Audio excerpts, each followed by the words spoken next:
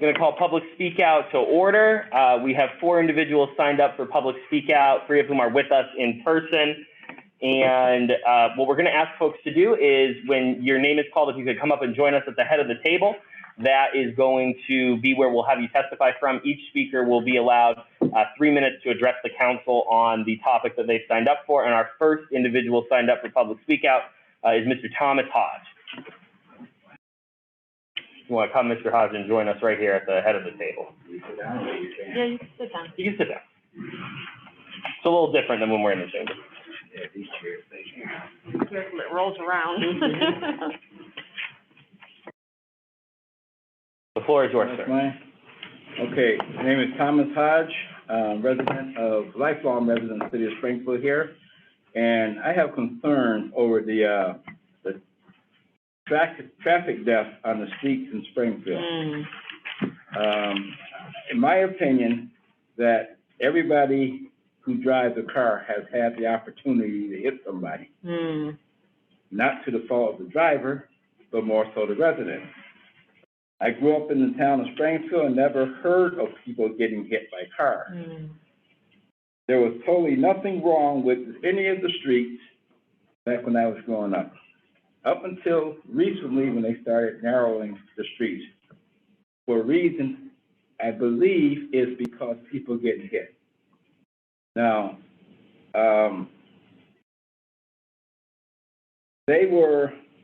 I think the problem we have today is people crossing the street. We were taught when I was small, at home and in school, when you come to the curb, you look both ways before you cross the street. And this is not happening in the homes and in the schools in the city of Springfield. I see it day in and day out.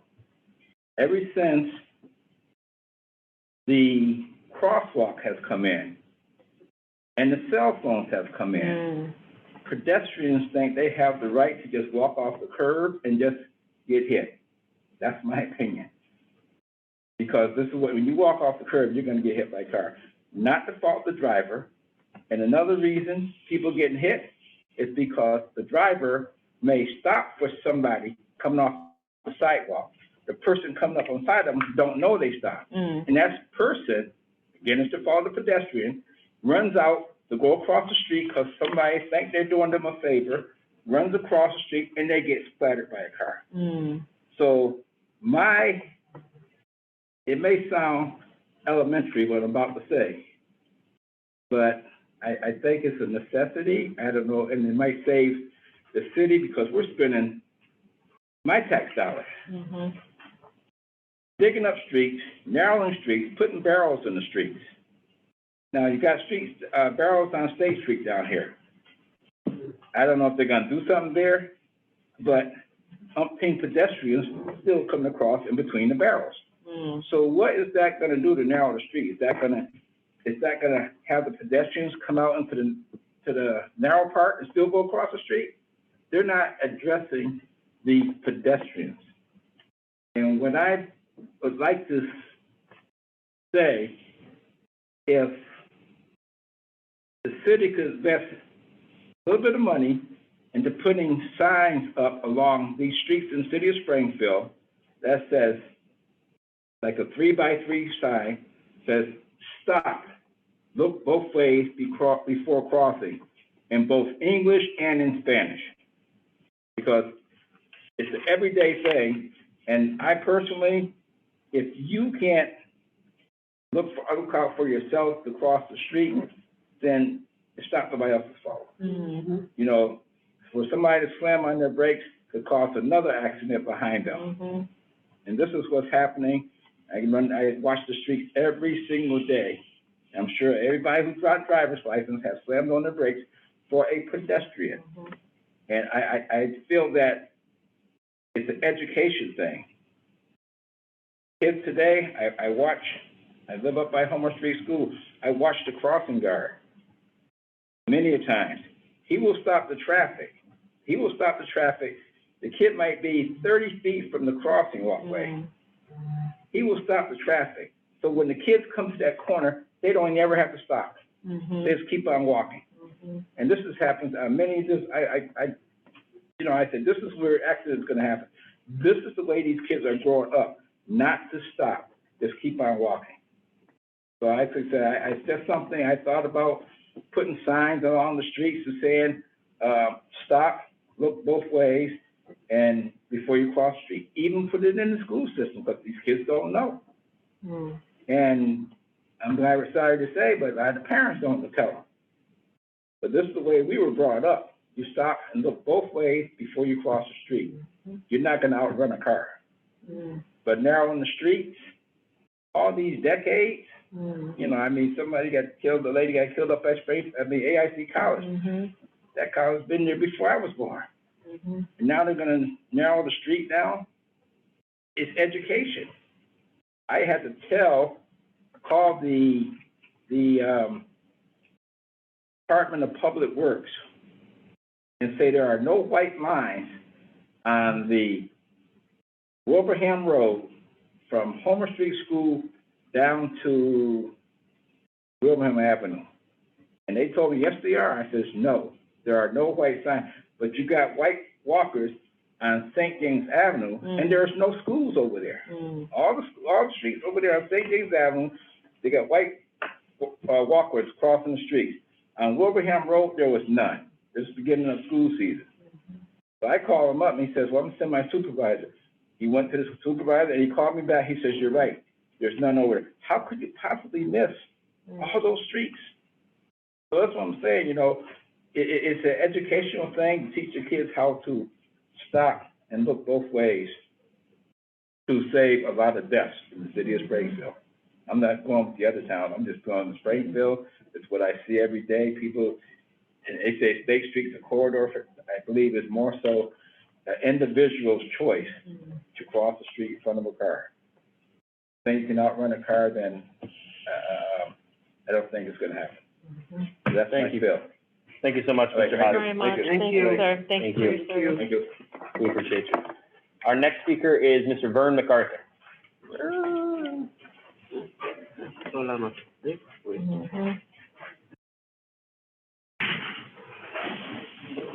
Floor is yours. Okay, good evening. My name is Vern Macarthur. I live at 297 Trafton Road in Springfield. I'm part of the Springfield Climate Justice Coalition.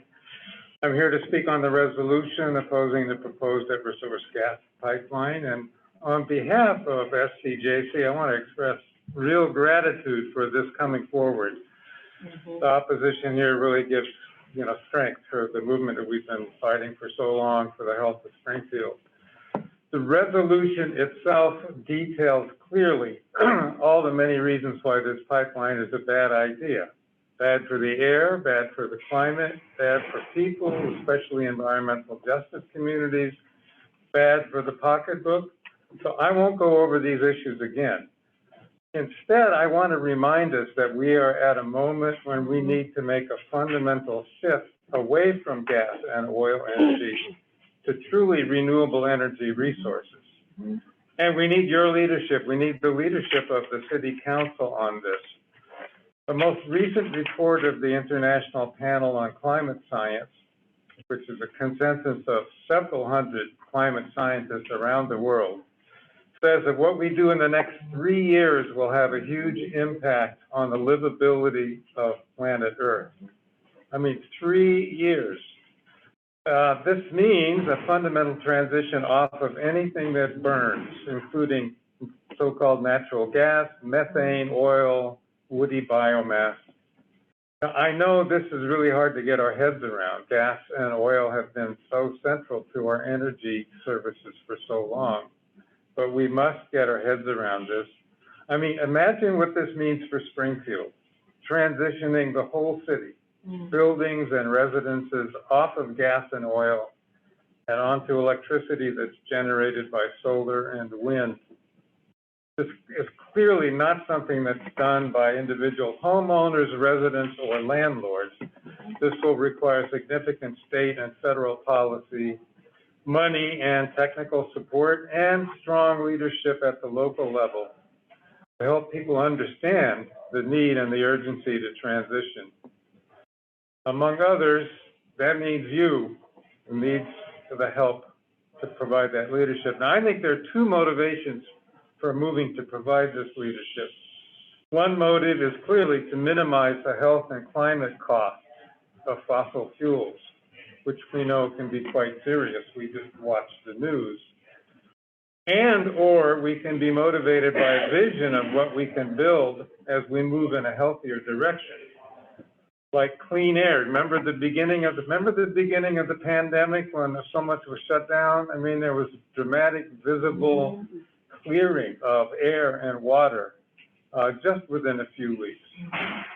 And like lots of jobs involved in this transition, skilled and semi-skilled, real employment opportunities for local residents, which will mean more money in pockets for healthcare and healthy living, and like strengthening community through things like community solar.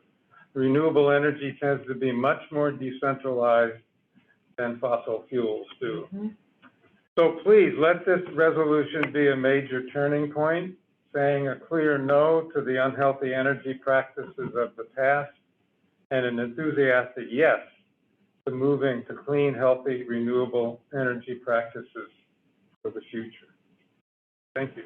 Thank you, Mr. Macarthur. Thank you. Our next individual who signed up to speak is Liz Stack, but I don't think I see Liz Stack virtually or in person. And so our final individual who signed up who's with us in person is David Shampy. This is better easier to talk with this on than 95. Nice to be here. My name is David Shampy, and I live off of Long Hill Street and Cherryvale Avenue, and I've been a lifelong resident here, minus the years I went to school out of state. I think one of the issues that we have to think about and get our heads around is the short term versus the long term. Everything seems to be all about short term consequences for decisions that are made versus long term. And here we're dealing, I think, really with long term implications of the decisions that the city council is going to make. I believe tonight they're going to make a decision on this pipeline. And part of the problem is that this is an existential threat to the world. And we're seeing the effects of it this week. The temperatures are going to be pretty warm in the 90s. And with it comes all kinds of problems with ecosystems. I mean, thousands of ecosystems have already been annihilated by the way that we're interacting with our environment through the use of fossil fuels. So like the natural gas pipeline, that's all fossil fuels. And how are we going to wean ourselves off of it? If the city council and everyone says, well, you know what, it's in our economic interest to have the fossil fuels, we can't really transition off of it. The economic cost is just going to be too huge on the short term. Well, then what's going to happen? We'll never be able to really get off of this. And then that's not even thinking about the potential issues. What happens if there are leaks? What about liability for Eversource? And most importantly, what about potential liability for the city? We're permitting Eversource to come through with it. Whatever Eversource does, it's in their own personal self-interest. It's in their economic interest to be able to pump us with more fossil fuel. And I don't know whether or not they have any business plans to transition to clean energy. Renewable energy is what I'm thinking of. So there's a lot of concerns here, concerns about house values, home values. Who wants to live near a natural gas pipeline? And what about the resale of homes? I mean, when it's time to resell our homes, I mean, who's going to be enthusiastic about wanting to, raise a family next to a fossil fuel pipeline? So I think we really got to be a little progressive here and not only think about the short term, but also the long term.